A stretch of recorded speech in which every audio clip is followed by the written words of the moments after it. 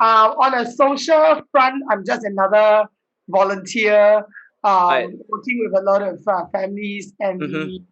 the Cheshire home, Yeah. where I actually adopt the home as the only one that takes care of handicap and all that. So that's my Mm-hmm. social front. On the professional front, I have been a financial planner for the last 20 years, Wow. and this is my Long time. 21st year. So I work Very with long time. people from all walks of life, from Mm-hmm. the lower income group to, of course, the high net worth. I don't have Mm-hmm. actually a niche market to begin with because I think that I should not divide them according to whether they are rich or they are poor. Because for the rich, they have their needs. Mm-hmm. For the poor, they have their needs too. Yeah. So I would work according to what they need, their concerns, rather than just with one cluster of the community. Yeah. So, Helen, in your work, I mean, what are the common challenges you see as you help people to plan for retirement? A lot of people feel that it's maybe too early. For the general public, they feel that it's too early. Right. And of course, for those 55 and above, they say, why isn't it too late to do it? So this is the main challenge, people's mindsets. Lah. But other than that, of course, it also have got to do with budgets. Like some people say, oh, maybe to do retirement planning, does it mean that I need to spend a lot of money? Yeah. I mean, I need to put a lot of money to plan for retirement. Yeah. So these are some of the things. But of course, some will say that, oh, don't worry, I've got parents who I can inherit their wealth from. Mm-mm. Then of course there are people who say that, oh, don't worry, if I cannot afford retirement, government is always there for me. And of course, the fact that a lot of people may have lack of information, the Mm-hmm. right knowledge, for them to do financial planning for themselves for retirement. Then of Yeah. course there are people who say, you people are just wanting our money lah, you know. Yeah. Yeah. Yeah. So of course you will say retirement is necessary, but I Mm-hmm. guess in today's context where we all know this is like the most challenging part for the community now. Yeah. Therefore, more people are beginning to realize the importance. So the Mm-hmm. challenge, I think, is a little bit reduced. Mm-hmm. I think also partly thanks to COVID, because they realized that a lot of their plans were maybe derailed because of COVID too. So Mm-hmm. quite recently, I've been talking to a lot of people about retirement planning. I mean, they are more open about it, and more people are asking that. Yeah. So these are some of the challenges that I face. Yeah. So let's start with the first challenge that you said. Some people think that it's too expensive to retire. For you, what is your response to that? This is a common myth, right? Like it's too Okay, expensive. I think they say they don't have enough money to plan for retirement, Yeah. so they leave it as it is. But of course, some people say it's too expensive to retire. So I will ask them questions like, if you think it's too expensive to retire now, let's take an average age like maybe 35. At 35, you still have a good time to plan. So I'll ask questions Yeah. like, what age you want to retire? Some people will have very unrealistic numbers, like 40 years old. Mm, Some say maybe as long as I can work, I'll work. But I think you yeah. still need to have a number to it because Yeah. our productive years, in terms of bringing back the dough, Mm, may be shorter now yeah. because of the economic climate out there.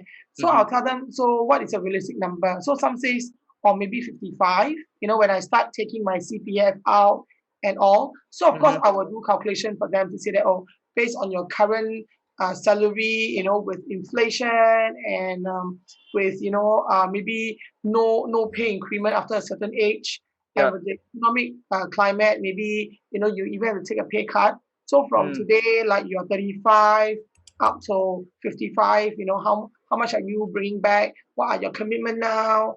Your expenses and your liabilities liabilities in a sense like maybe their own children, mm, in that sense liability because they have to make sure that the children are being fed if something should happen to them. Yeah. Even if retirement doesn't happen for them, they still got to feed their children. So Mm-hmm. I'll put all these numbers in and then let them see, is it time yet to prepare? So some numbers staring at them, then they realize that this is the truth, that it is the bare truth that all of us have to actually look at very objectively, and not Yeah. because I'm a financial planner, Yeah. I have an interest in it now. So that's how I handle them. Okay. So is that the first step you would say for anyone who wants to start planning for retirement, that we should first think about the number? I mean, for you, right, what is the step-by-step process that a person can be guided through to plan for retirement? Okay, basically, I'll ask them why they want to. I mean, of course, the prelude to it, of course, I will discuss with them what they are looking at now, how far they have come uh, for their financial planning. Have they taken care of like their health insurance? Have they Mm. taken care of their own other protection like premature death and hospitalization and critical illness, blah blah blah, and all that before I go into retirement? Then if they say, oh, the rest I have more or less done it, then I'll say, okay, very good. But then also we need to look at the numbers, because I do not want people to just jump into retirement planning without taking care of the core insurance, which is very passionately the healthcare costs. I think Mm-hmm. all of us in Singapore must agree or will agree to a great extent that healthcare costs is really very expensive today. So I Yep. would not go into retirement planning if I don't have healthcare costs put aside for them, because I told them that whatever it is, all your plans will be derailed if any episode of a major hospitalization happens. If let's say, for example, if you end up with maybe colon cancer, Yep. and you don't have medical insurance, then Mm. let's not talk about even retirement planning, because all the money that you have saved, we have to go into saving your life first before we are Yeah. talking about other plans. So if take the assumption that we have done all that, then of Mm-hmm. course I'll ask them things like, at what age are you planning to retire? Yeah. And what sort of funds would you have at that point of retirement? Hi, Mr. Tan. Yeah, so I'll ask them, so if you have that money, now what are the monies you have? Like, what is in your bank account? Mm-hmm. What is in your, what are your liquid funds that you have? Yeah. And also, how much of CPF funds you have? How much is invested? Your home, how much have you paid for it? Is it joint ownership, or is it yourself alone? So I got to establish all the facts before I want to make them commit to a number, because it is only fair that if I know their commitment, then I can put a number to it. Mm. Then of course they have to tell me things like, um, you know, at the end of the day, what are they looking at? What age to Mm-hmm. retire, and how much are they looking at? Today's dollars. What is it that you're looking for in 20 years to come? Assuming it's 35 and wanting to retire at 55 lah. So do you want the same lifestyle, or are you looking at maybe you have another property already that can get you passive income Yeah. and stuff? Yeah, so there are a lot of questions that I will keep asking until they can consider all the possible scenarios, because it cannot be just taking their money and said, oh, the ideal for Mr. Tan is like that, the ideal for Mr. Lim is like that. So you have to do the same. I think all of us have got very different needs, Mm-hmm. different what we call concerns about what's going to be. And then even if you are Mr. Lim and you have two children, your wife is working, Yeah. compared to Mr. Tan, also one wife, two children, it will still be very different because of your lifestyle needs. And then Yeah. of course what you plan to have for your children and yourself, and also a lot of a lot of fact finding first before I want to nail down to the numbers. Sure. Teck Hui, do you have any questions? Yeah. So what kind of, like you mentioned, Helen, that okay, you'll consider health product first before talking about retirement, right? So what are the health product that, or what kind of situation that you're looking at for a healthy, like me lah? Now I'm 37. Okay, I'm still Yeah, you're still healthy. young. Yeah. So what kind of health product to look out for if I'm planning to buy an insurance for that, or what kind of advice would you give? Okay, if I'm going to get a protection for the health lah. Okay. Mm, Very mm. good question. Okay. I will probably ask you. So, are you married? Do you do a role play? Yeah, Yeah, sure, sure, sure. sure, sure, sure, sure. Okay. So, That's also a very. yeah, thank you for spending time with me today. So, are you married? Can I ask? Oh, I'm single. Oh, okay. Congrats. You Okay. make a very different. You make a very different decision. But Mm. well, good for you. So, Teck Hui, currently you are living on your own. Living with my parents. So your Mm. parents are working, and Uh, you're also working. yeah, my parents are retired, so they are not Okay. working. I'm the one still Ah, working. okay. So you have to support your two parents, lah. Yes. Siblings. How many siblings do you have? I have four. Wow. So you are number one or number last? I'm the first. So the Uh, responsibility is on you to take care of mm, your mm, parents. mm, Very good. So the fact is I believe on the phone when we spoke, I was telling you that maybe we should do some financial planning. Yeah, correct, correct. Mm. Yeah, yeah, it's a good time now. Yeah, it's a good time. It's a good time. I have yeah. to think about that. If not, what will happen, right? Okay. Yeah. Can So I ask, have mm, how old are your parents? 70 plus. 70 plus. Okay. Mm, Still mm. in very good health. Still in very good health. Very good. Yeah. Mm, Okay. So for yourself, like what I told you on the phone, maybe we should start with doing something about health insurance. Can I okay. ask to you, what does health insurance mean? How does it look like? Oh, when I hear health insurance, I'm thinking of protection when I'm admitted to hospital. There Very is good. coverage for certain illnesses. There is also protection for critical illnesses. There is that I think it will be more like there's no worries about because there's support for hospitalization bills.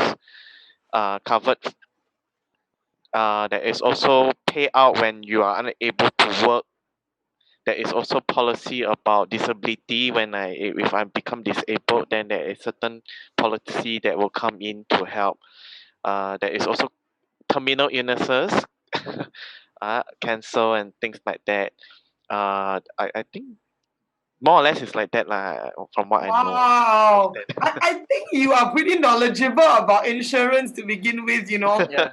So, Mm. maybe then I got to share it even more with you. Okay, yeah, you're Okay, kind of yes. correct when you talk about health insurance. There are two ways you're looking at it. One, of course, Okay.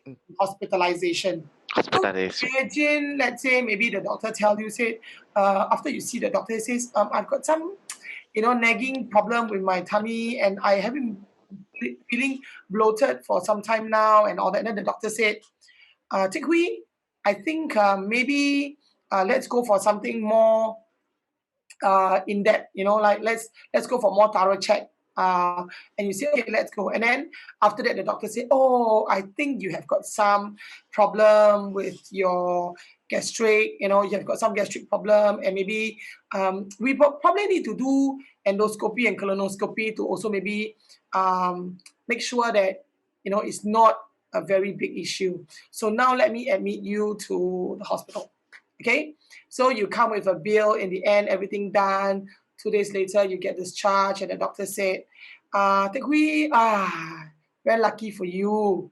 You're okay, but this is the bill. Okay, and then you got a bill of maybe like 10,000 staring at you. So in a typical case, a lot of people will say, $10,000, use Medisave to pay. This is the myth, yeah. They thought that Medisave pays for every single dollar, but Yeah. Medisave doesn't pay for every single dollar. Yeah. Medisave only covers you you can only deduct $450 per day from your Medisave if there is no surgery. So your 3 day stay in the hospital, if let's say you got no surgery, nothing, but only with your all the diagnostic tests done, then your 450 times 3 will be deducted for your Medisave for the room and board. But Yeah. of course, colonoscopy, endoscopy, there'll be some deduction that you can do for your Medisave, because those are considered those kind of small surgery or diagnostic tests that you can use your Medisave to pay lah. But of course, your $10,000 would not be fully paid by your Medisave. Okay, so if you have a basic shield plan, okay, it could be your NTUC income shield, it can be your GE shield, it can be AIA shield, Pro Shield, whatever shield it is, okay, Yep. will cover you for a certain part of it up. But of course, if let's say you talk about the full bill, we will not pay the full bill because there's this component called deductible and co-insurance. Mm-hmm. All right. So the deductible and co-insurance will be taken care of only if you have a rider to pay for it. Okay.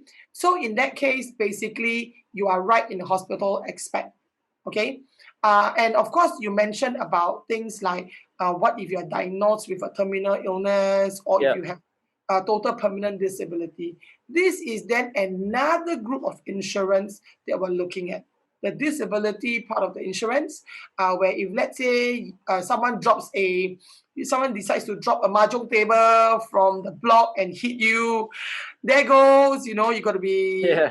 paralyzed, you know, maybe lucky Yeah. thing it doesn't hit your head, maybe it hits your leg, and then you got to go for amputation and stuff. Yeah. That's where you are totally permanently disabled. Okay, that's another part of insurance that can take care of you. And then if we talk about the critical illness, let's say now doctor diagnosed you with a critical illness condition, whereby they said, unfortunately, after the surgery, we found that your colon, it's in a bad shape, you know. Yeah. They found tumor in your colon. So now we need to start chemotherapy. Mm-hmm. Hi, Dennis. So they say, oh, you need to actually do a surgery, and then at the same time after that a chemo. So if you are diagnosed with a critical illness condition, then if you have a critical illness coverage, then of course from the early stage, then the company will pay you a lump sum, and that will set you it will set you on a maybe a journey where you would take some time off work, and then you don't have to be worried because a sum of money will be able to help you to cover your so-called recuperation period for 3 months to 6 months, that kind of a thing, you know. Yeah, so it is something like a sum of money that you can get, so that you don't have to worry lah. What's for tomorrow for yourself? The fact that you got your parents to look after. So Teck Hui, how does that sound to you? It sounds like a safety net. Yeah. That means You're using a lot of very good terminology. yeah, it's really safety net. That means psychologically I can no need to worry, Correct. because there's a guarantee that okay, there is money coming in from the insurance company. The next part is my bills are covered in certain extent that I can afford the medical bills after deducting this and that. So there's two things that I'm looking at. I then I will feel safe, and then I feel more relaxed. There's no more stress in thinking what is my next paycheck will be. When will I be able to go out and work and earn an income to support the family? Very good. Especially if I'm not living alone, I have to live with my parents. What will happen? So usually is things will get worse if I'm in the sandwich generation. Right, I've got parents, myself and children. Then what will happen to me? Yeah, so this the insurance coverage for the health sounds really good because it's covered, and people, I would say it's a peace of mind lah. You feel okay, things I feel protected. Yeah, so this is the thing we are looking at, that okay, people still feel safe, people feel that there is a certain future for them and not like upside down. You don't know when will be, like life is like a roller coaster. Are you riding a roller coaster, or are you driving on a safe and sound road? So Yeah. right, this is a Yeah. kind of description for that. Yeah, thanks so much, Teck Hui. I mean, for Dennis to just come in, we were just discussing a simple role play where Helen was helping Teck Hui to figure out how he could retire. Dennis, do you want to briefly maybe share with us some questions that you might have about retirement planning? Yep, sure. I'm actually also looking at in terms of priorities.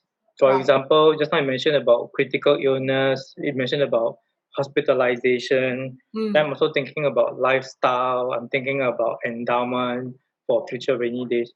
So may I just ask if you were to help us to understand Right. which one is the most basic, the in terms of the triangle or whatever is it, which one is I must have.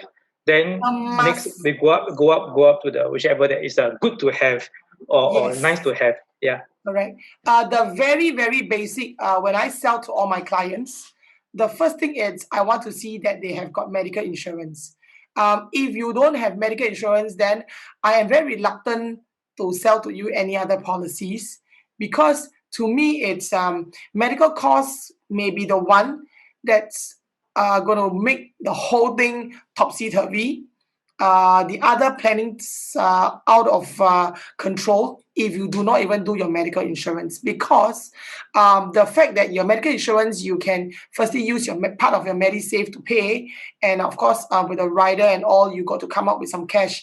If you feel that you are not very willing to come up with that money, then it is very hard for me to even educate anybody to do other forms of savings. And because primarily we know that Yeah. medical costs in Singapore is really so high, Yeah. so high. And you know, although we have got medical advances, it also comes at a high price. Mm-hmm. You know, so a typical cataract condition would set you back by at least about $2,000 to $3,000 for an eye in a government hospital. So if you have got complications and you want to see a private eye specialist, it would set you back by at least 14,000 for a cataract operation for two eyes. Mm-hmm. And with complications, you can easily come up to about 40 to 50,000. Yeah. So that's the reason why I make it compulsory to tell my clients that I don't care whether you buy the medical insurance from any other companies, but I want to make sure that you have first. It can be from NTUC, it can be from Crucial, or you don't have, then pick it up from me before I will sell you anything. So the first thing first, medical insurance has to be in place. That means that one that covers you from head to toe for any incidents that you are going to be in a hospital. Okay, that has to be in place. Then subsequently, I will ask you to do a small accident policy. The accident policy, it's only $100 for a year, and that covers small little accidents like now with the our Grab Food, our Food Panda, and all that riding on the shared pavement. You Yeah. really Yeah. never know when you're a victim, of Dangerous. Yeah. maybe, dangerous riding, or even people who are rushing and all that. You never know when people are gonna just knock you off because with masks, I realize that a lot of people when they wear masks, they're not very careful about where they move, and I think kind of like you feel that your vision also a bit affected. So Mm-hmm. I see a lot of these things happening recently because I started to take the bus and the train more often these days. Yeah. Yeah. So I realized that accidents happen and it can be quite costly to pay for and just going to see a doctor for a fall or maybe just some abrasion. It can cost you something like $80 to $100. Mm-hmm. And for many people out there, $80 to $100 for doctor fee. Most companies they don't pay, they don't cover you for this, and then that comes out of your pocket. And typical person, maybe someone who is new to the workforce, it's one day salary gone. And then they say, no need to follow up lah, never mind lah. Doctor give me the medication, no need to follow up. Even if there's infection of the abrasion or whatever the wound, it's okay, never mind. But it could come with more problem, especially if maybe you have got diabetes condition. Mm-hmm. Yeah, you may end up with an amputation, and that may mean that total permanent disability may happen. Okay, that's another cost. So for me, medical insurance, a personal accident will take precedence over anything. Okay, then after that, I will establish whether what's your liability or what's your responsibility, how accountable you are to your family, whether you're married or you're not married, how much contribution you need to make, and of course, also that also depends on your dependent, how dependent they are on you, depending on the Yeah. age of your children, depending on the age of your parents, and whether your spouse is working or not. Okay, then we can talk about critical illness. We can talk about savings. If critical illness to you is not so much of a concern, I'm not too worried as long as your medical coverage is very strong. But I would still want you to consider it, because nowadays the critical illness coverage in the market is really very, very comprehensive. So from a simple diagnosis of angioplasty, which is very, very common, you get your coverage already. Okay? Or even for ladies, a breast lump, you Yeah. get coverage already. So it is so comprehensive that it doesn't so-called like make you feel that you're throwing money into the drain if like 30 years down the road nothing happens to you, because Yeah. at the end of it, if nothing happens to you at age 75, you still get money back, a cashback on the policy. So that's Yeah. why I will still encourage you to do. But the word that is staring at us now for people which are 40 and above, the big word is retirement. So Yeah. I will bring that into the picture to tell you that it's a good to have, because we really cannot depend our children to ever pay our maybe medical bills, or even for to give us the allowance that we are giving to our parents now. You will never be able to see that number anymore. So therefore, retirement is next. Retirement and investment will be like the can have, good to have, that kind of thing lah. Yeah. So that is more for the not the immediate kind of a thing lah. But of course, if you have got your surplus every month, it is good to start now, because the slope will only get steeper if we procrastinate further. Like I've Yeah. got a couple who I saw just last week. They are 141, 142. They are all civil servants. And the husband even tell me, I put 1,500 with the co-op. Then I look at him, huh? You put with co-op, do what? Then he says, just will put there all. So that in the event I need to borrow money, I get the lowest interest. I say, why do you want to put in money there hoping that you have to borrow money?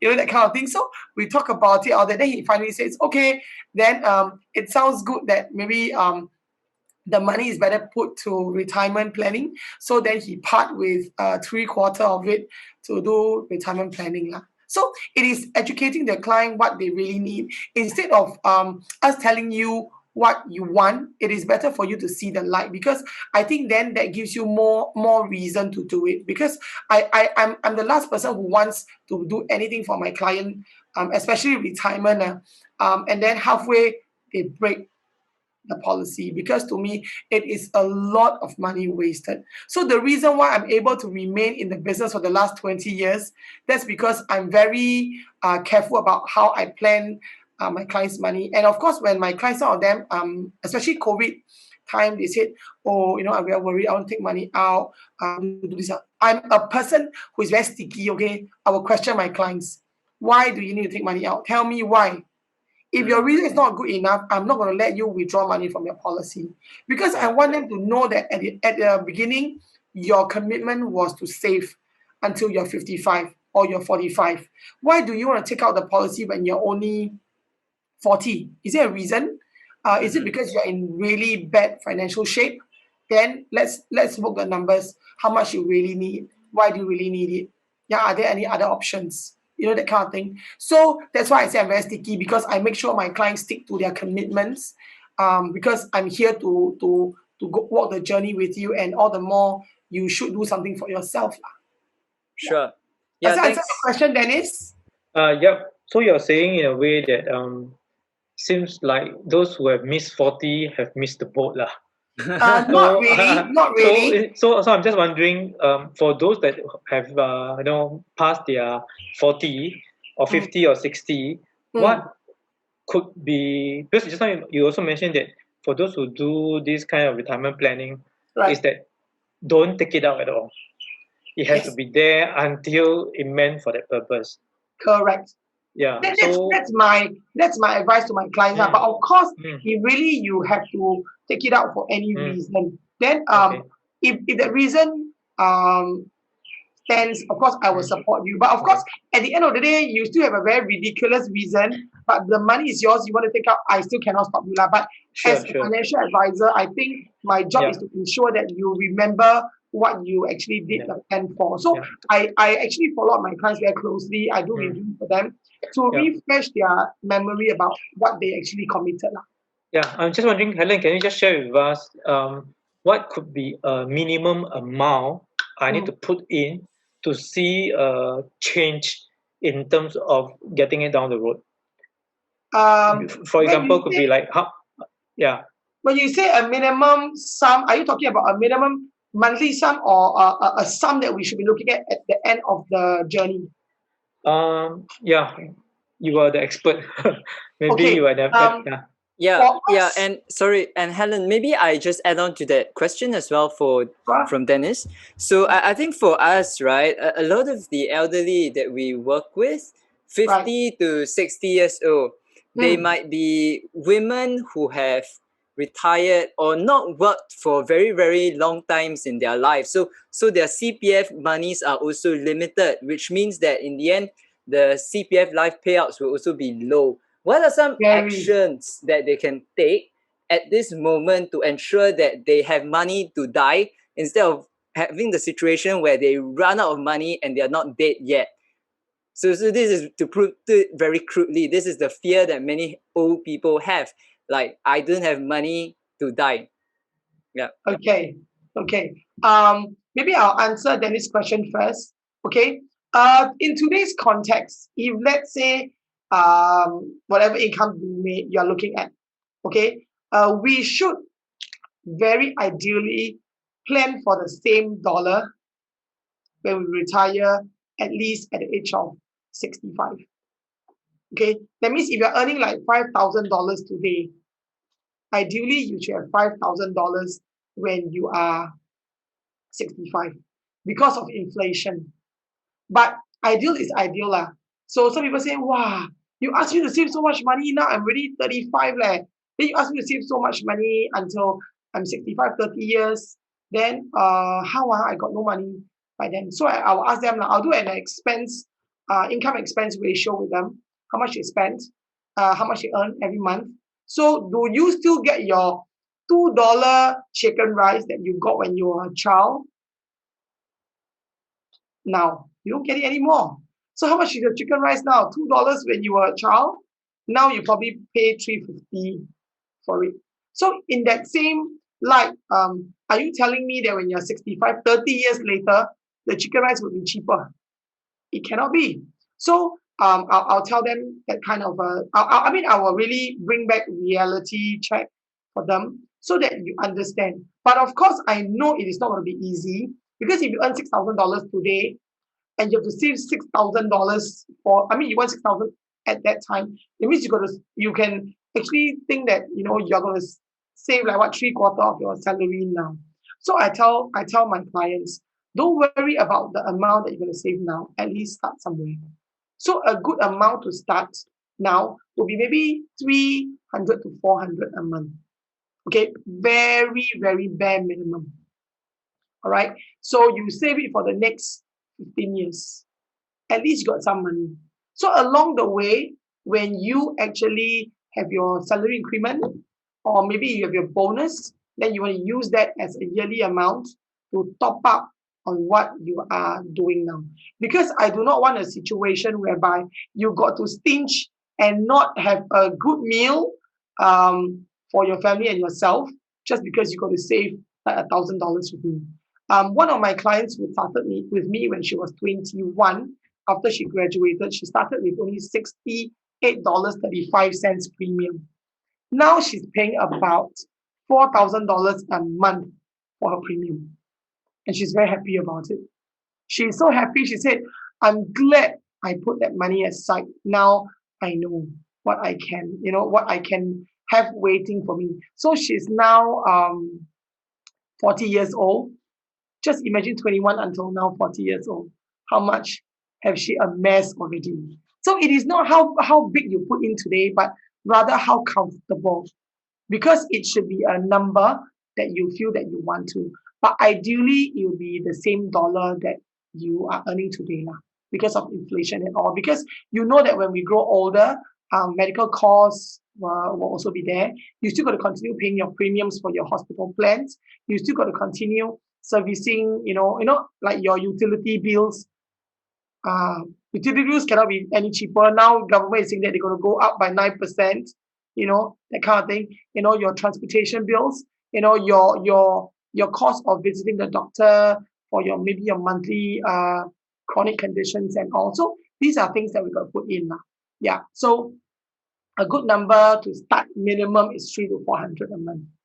Yeah, that is really, really the bare minimum that you should be looking at. A lot of people tell me $50. I tell them, if you give me $50, then what do you expect to get at the end of it? Yeah. So $50 is no longer a number that we can plan for. I mean that an amount that we can plan for retirement. So does that answer your question, Dennis? Yeah. Okay. To John, very sadly, a lot of people, they don't know what little CPF can do for them. Really, a lot of people, they think that, yeah, never mind, I wait until 65, then I get my CPF. And a lot of people do not even know that it's by default. If you do not go to CPF board and do the change to take your money out at 65, you are only effectively taking your money out at 70. Government will only disperse your CPF life at 70 years old if you do not go to them to say that you will start at 65. All right, this is one very cruel truth. Okay, so this is CPF life payout. And of course, if you are talking about them looking at retirement planning with very few years of work and CPF being very little, the cruel truth is there's nothing we can do. Yeah, but of course, then I will tell them, in order for you to ensure that you don't go into further debts or further concern, that is to make sure that they get a good medical insurance. That means if they're in hospital, what sort of care they want, do they want to go they do now with LP and all that, then people say, oh, don't save me and whatever, that kind of thing. I would discuss with them on a very open level, because if you don't do that, then a lot of people are saying that you're not being very truthful to them if they know. So my job also entails teaching them how to do their LPA, their wills and all that. Yeah, so very little we can do with the money because really it can be quite miserable. Some are getting about $100 a month. There's very little we can do for them. Yeah. Okay, I have a question. Yeah. Since you mentioned that it's so important for us to have a good medical insurance, right? And we also know that now government has been changing in terms of the different medical plans. Mm-hmm. And we also still have the private integrated plan that we used to have last time. Mm-hmm. So the question is there a need for us to have the private integrated plan, or is government what they are giving to us is good enough? The one that government gives to you, the basic MediShield Life, it's only enough. It's only enough. If we talk about smaller ailments, and we are talking about people who don't mind waiting the costs when they seek treatment. Why I say that? Because the basic MediShield Life plan, it's only for people who are fine with C-class wards and do not mind waiting for their turn to be treated. And I'm telling you this from my 20 years of financial planning. This is a very cruel truth. All of you must be made known. When you're in C-class, I'm telling you, the service, unless it's a heart condition or a brain condition, okay, then the hospital will give you priority treatment. Okay, if it's just a condition, even for cancer patients, okay, even for people who have got arthritis, who needs badly any surgery, you got to wait, because to them you are the subsidized group of people. So if you just take the basic MediShield Life, no rider, no nothing, because government plan they don't have rider. Basically, you still got to fork out $1,500 for deductible. Your first tier of payment out of your own pocket, which is what like the car insurance we have the excess, right? So this is like your excess for your car. Okay, when you have an accident, you're gonna pay off the 1,500 first. So if let's say you have a bill of $3,000, the first 1,500 you got to pay, the balance 1,500 you still got to fork out at 10%. So all in all, you're paying 1,500 plus another 150 out of your own pocket or from your MediSave account. And then the treatment you're getting is only really C class, and a lot of people may not survive the wait. Okay, so it gives more reason for us to go to the private insurers to do the integrated plans. Okay, because first, private insurers they have the riders for the different plans. So if let's say you are on a B plan, then the private insurers have a B plan rider for to cover your bills. Okay, so it is really good to have. But of course, for me, I do a lot of reviews for my clients and I do downgrade their plans. Because some of my clients, when they're younger, they say, wow, I don't care lah, medical bills, medical costs, I want to have the best medical coverage. So if I'm in a hospital, I want to go to A-class ward. So they all buy the A-class plan. Okay, they buy the A-class plan, and that is when they pay higher. I mean, they pay although they pay high premiums, they don't mind because it's still affordable. But as we go into the 40s or the 50s, when premiums start going up, then they say, wow, for the last 20 years, I buy insurance, nothing happened to me. Like as if they're happy that something happens to them. Huh? So I say, if God bless, what, you don't have any problem, right? Buddha bless, Allah bless, all the God bless you, right? You don't have plans when you want to start having admission and then, let the insurance company plan for you. So then I tell them, okay, if now that you feel that you do not want to pay so high premiums already, then let me ask you, in reality, if you go to the hospital now, would you still want to be treated in a government hospital or a private hospital? What do you want? Then they say, actually, I think government good enough really. Government A class is good enough. Then that's when I do a downgrade of their plan for them. So they buy the B plan. Yeah, so really we got to look at what we want. But my take is definitely a private integrated plan is necessary because of the rider first thing first. And second thing is because when you have a private B plan, basically you still have the choice of lowered medical costs, because when you have a private medical insurance plan B, you have the choice of choosing between A, B, or C class in the government hospital. So I can say that, okay, maybe now my condition is very serious. Like maybe I have a very serious critical illness condition. Like maybe I need a mastectomy and all that. So I probably may have to end up getting a lot of treatment. So maybe I want an A class. So I can do A class. But then maybe it's a small condition like maybe appendicitis. Then I can go B class. Because with the B plan, for private insurers, you can actually choose between A, B, C wards. So I can use it according to what I want, rather than I go on an A class, A plan, but my premiums are very high, but I can choose all the hospital, but I don't want to be saddled with a very high medical bill going private. So again, that's the reason why I always tell my clients to do review, because then you would know, like at that point in life, what really do you want? Do you want to upgrade or you want to downgrade? Yeah. And of course, for the old people, a lot of my clients tell me, hey, my mother and father, they don't want to buy a hospital plan. They say, I won't go hospital. I don't go hospital. You buy it means I must go hospital. Never mind, let me talk to your parents. Then of course, then I'll tell them, like, auntie, uncle, your children's covered you with all the plans already. So if you have little condition here and there, don't worry all that. So then I'll get them, of course, the B plan, but the B, so-called B light, whereby they're still covered. They can choose between B and C plan. Premium, it's a lot more affordable. So really depending on what age you are at, what is your preference, and also we got to tailor make in such a way that it must fit your need or concerns.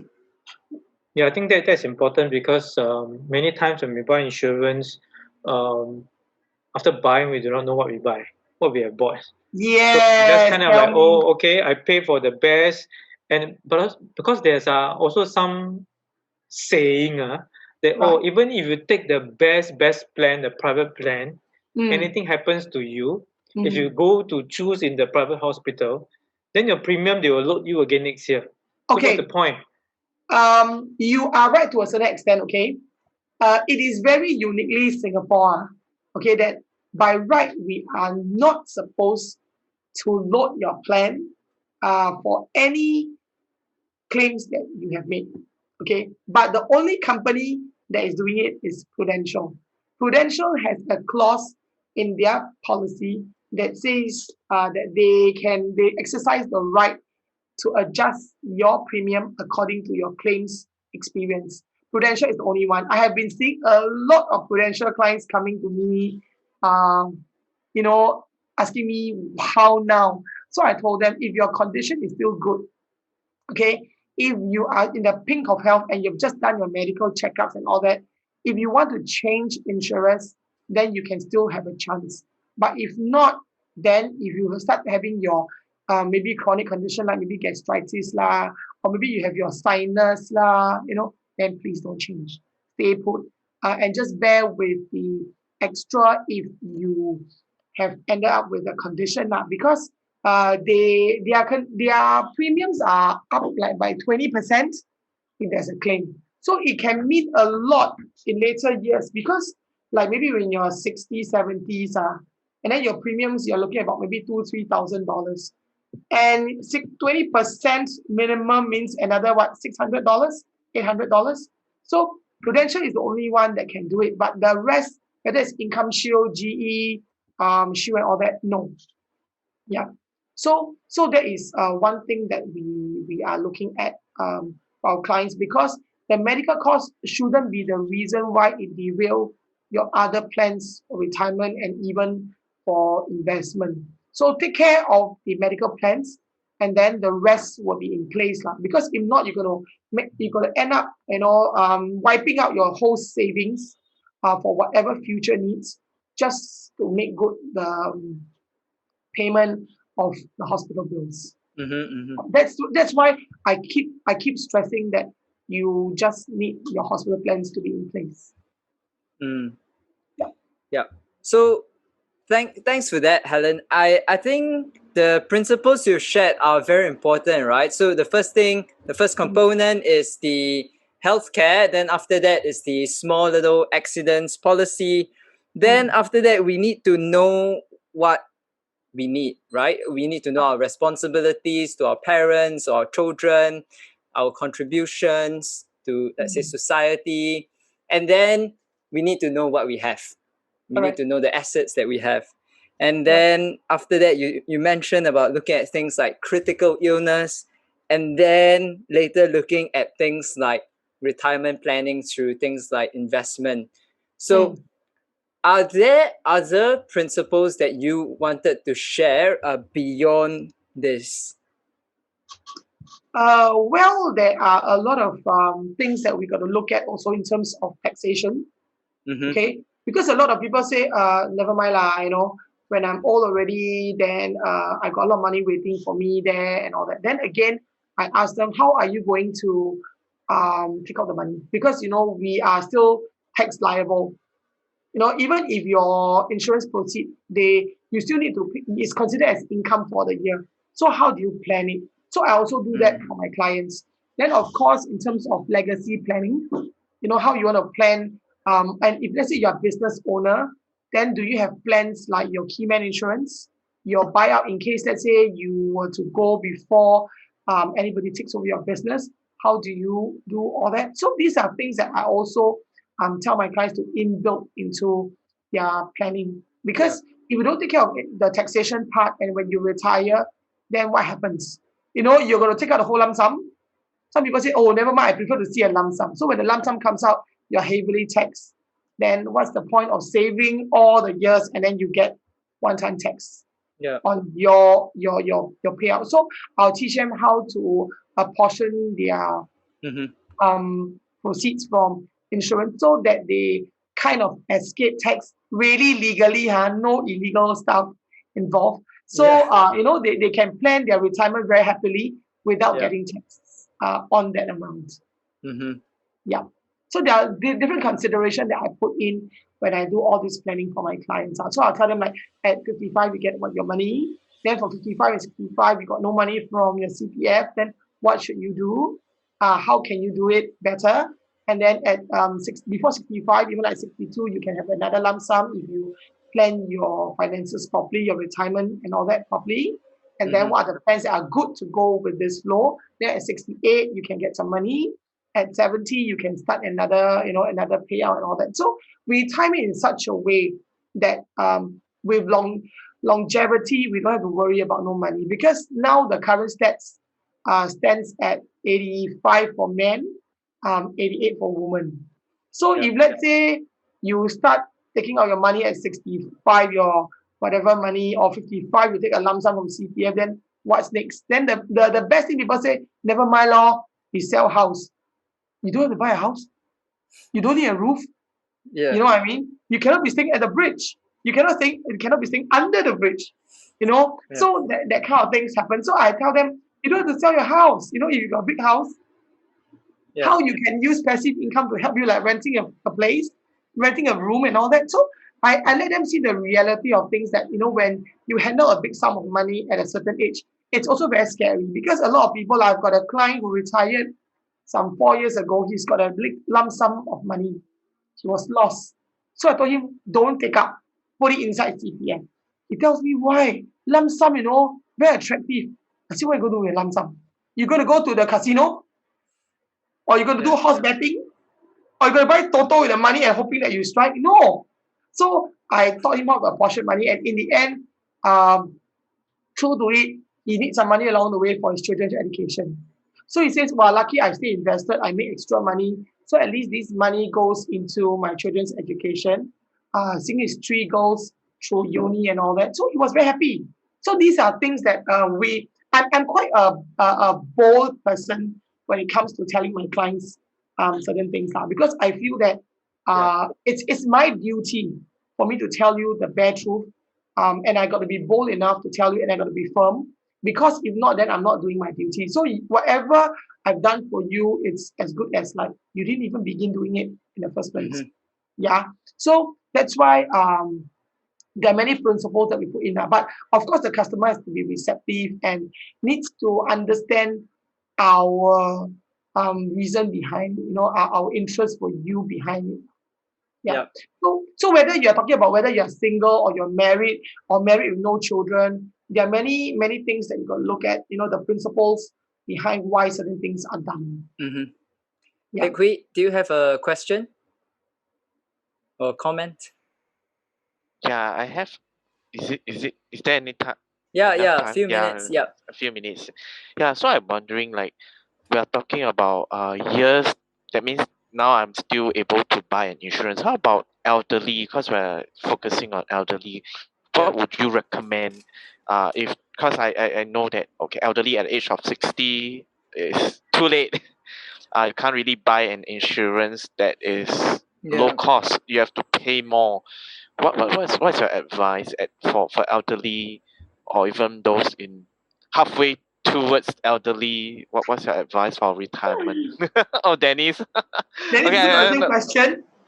huh? Dennis. No, I think No. he wants to own up Elderly. lah. Dennis is Elderly. the elderly. Yeah. Are you sure you don't look elderly to me, leh? Young old. He's the young old. Young at heart, old in Young number, and is it? yeah. So Okay. how Dennis, may I ask, how young are you, Dennis? 55? No, 53. Yeah, still young lah. No lah, you're not the old kind lah. You're old ones lah. Okay, so basically, now I'm actually doing another seminar, or rather a Zoom session for people that may be worried now. Now the very another question that people are worried about is what is after retirement and the death. A lot of people are very worried. So they say, well, I don't save enough money. Then if I die already, yeah, who's going to take care of my funeral? Who is going to take care of my wake? How is it going to be done? I'm single. Or my wife is Christian, I'm Buddhist. Or my husband is Christian, I'm Buddhist, then how? That kind of thing. So a lot of people, they are worried that their wishes may not be met. Okay, so I'm actually working with a funeral company. Okay, this lady, she's very beautiful. She actually will help you do your last rites according to your wishes. So a lot of old people, especially those in the homes, they have money. Some of them they have money. They are still working. Like when they were before they were in the home and all that. They have got some money and they would want to put into an insurance policy so that this insurance policy will help them, pay out for all whatever they want, however beautiful they want their funeral or their wake to be, or where they want to put their ashes, or where they want to actually be their niche to be placed and all that. So that's why I'm gonna work with a lot of old people to tell them that not to worry. We will still give you a dignified send off, the way you want it. But for you to do that, you must start now. Buy a small policy that costs you maybe like $50-$60 a month, and then on your final farewell, whatever you wish to do, we will get it done for you. But that is for people that are single or maybe no children already. The children maybe migrated, they're on their own and all that. So for those who wants to do something for their parents, like for me when I was younger, me and my husband, we said, oh no, wow, I've got parents, I want side parents, got side parents. What if there are two of them on your side and two of them on my side goes off in the same year? Oh my goodness, we have to find so much money to bury them or to cremate them and all that, right? So what we did was when we were younger, we got the permission of two sets of parents and said, look here, we'll buy you insurance policy so that when you say goodbye, there's a sum of money, we can give you a decent send-off. And that's what I did. So we did that for all the four of them. So when my father-in-law finally passed on, we didn't have to use the money. So we donated the money because they had enough money to take care of the funerals. Then for my father's one, the money is still with me because it's in my name. So anytime if my mother needs some money, I can give that money to my mother to take care of her, take care of her as she ages lah. So these are things that if we have money, the extra money comes in the form of paying for another person or giving as inheritance. But if not, then this money is good for them to be able to, make sure that they are dignified, they feel good. And you as a child, whether son or daughter, you feel happy that you have done something for your parents. And it comes in the form of savings. So if your parents, go when they are 50 years old, then at least you got money for them lah. Because if your parents are 50 and they pass on, we should be only in our 20s. So at least or at least they can have a farewell party lah. Farewell party. Yeah, so at least at 20s we are still worried. Our parents pass on at 50. We have to find so much money because we just started working. But for those that maybe they die in their 80s, then we don't have to worry because maybe we have put aside money for them already. Although we have our family commitment, we don't have to worry because the money is put aside already for them. We don't have to dig into our pockets and say, look here, COVID so bad, already situation so bad. I got retrenched, I got no work, then my parents passed on, where to find money and all that. So it cushions them in such a way. So whether they are 60 years old or 65 years old, they still have a policy to buy. There's still something for them. But again, I cannot stress enough that the medical insurance would come in. Yeah. Sure. Yeah, thank you so much for your time, Helen. It really was very useful for our audience and for the elderly who might be watching. As Helen has shared, it is useful to think about the future and what will happen when you are gone, because you aren't just alone in this world. There are other people who care for you as well. And as part of the services that we provide at the FSC, you can come to us to talk about advanced care planning if that might be helpful for you. But once again, Helen, thank you so much. And before we end, was there anything else you wanted to add? Okay. I don't know about Dennis and Teck Hui. You may not have my number, but if you want to get in touch with me, I'll give you my numbers, and then you just call me. My number is 9852 3881, Yeah. or you can reach me on Facebook. Helen, HelenGoo is my surname.